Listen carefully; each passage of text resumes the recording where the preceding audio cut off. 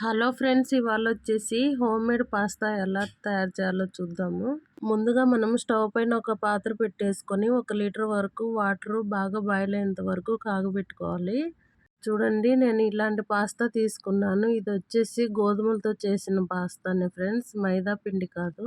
ఇలా మనము బాగా కాగిన వాటర్లో పాస్తా యాడ్ చేసుకొని 1 స్పూన్ సాల్ట్ కూడా యాడ్ చేసుకోవాలి. ఇలా బాగా ఉడికిన తర్వాత మనం పట్టుకున్నామంటే మెత్తగా ఉంటుంది. ఈ టైంలోనే మనము చిల్లులు గిన్నెలోకి తీసేసుకోవాలి పాస్తాని.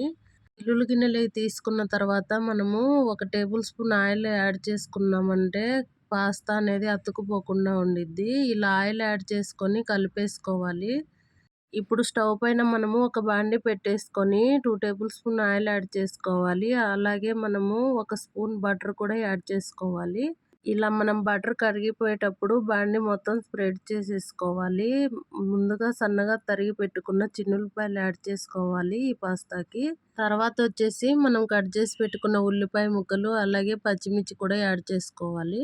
ఇలా ఫ్రై అయిపోయేటప్పుడే టమోటాలు కూడా మనము ఒక టమోటాను ముక్కలుగా కట్ చేసి అది కూడా యాడ్ చేసుకోవాలి. ఇప్పుడు వచ్చేసి ఒక 1/2 టేబుల్ స్పూన్ పసుపు కూడా యాడ్ చేయాలి.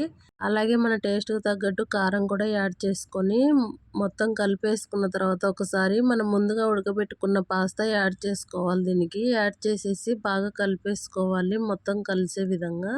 ఈ టైంలోనే సాల్ట్ కూడా మన టేస్ట్ తగ్గట్టు యాడ్ చేసుకోవాలి. మ్యాగీ మ్యాజిక్ మసాలా ఒక ప్యాకెట్ యాడ్ చేసుకొని ఒకసారి కలిపేసుకోవాలి.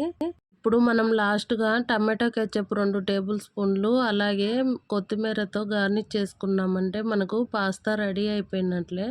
అన్నీ వేసేసుకున్న తర్వాత ఒకసారి మొత్తం కలిసే విధంగా కలిపేసుకోవాలి.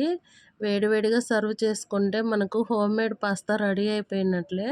లాస్ట్‌లో మనము సర్వింగ్ బౌల్‌లోకి సర్వ్ చేసుకున్న తర్వాత చీజ్ గ్రేట్ చేసుకోవాలి. ఇలా చీజ్ వేసుకొని వేడివేడిగా సర్వ్ చేసామంటే చాలా బాగుండిద్ది ఫ్రెండ్స్ ఈ పాస్తా. అంతే ఫ్రెండ్స్ ఇవాల్టి వీడియో. ఈ వీడియో మీకు నచ్చితే ఒక లైక్ చేయండి, షేర్ చేయండి, సబ్స్క్రైబ్ చేసుకోండి. Thank you for watching.